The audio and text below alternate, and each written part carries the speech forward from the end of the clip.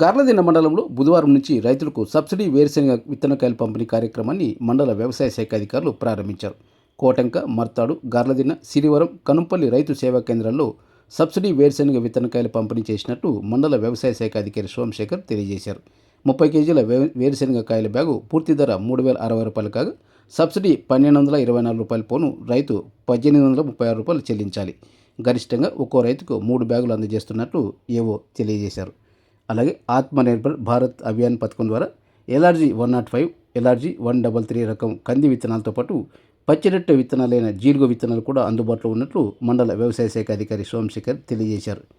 ఈ కార్యక్రమంలో వ్యవసాయ శాఖ ఏఈఓ హరి, రైతు సేవా కేంద్రం సిబ్బంది నాగలత, ఉష, టీడీపీ మండల convener Pandu, BCCL Anantapuram parliament అధ్యక్షులు ఆవుల కృష్ణయ్య, టీడీపీ సీనియర్ నాయకులు డాబా వెంకటేష్, మర్తాడు మాజీ ఉప సర్పంచ్ చెల్లా నాగరాజు, టీడీపీ నాయకులు కొడదల రామకృష్ణ, గుత్తా హరి, టీడీపీ గార్లదిన గ్రామ కమిటీ అధ్యక్షులు రామాంజనేయులుతో పాటు రైతులు, టీడీపీ కార్యకర్తలు పాల్గొన్నారు.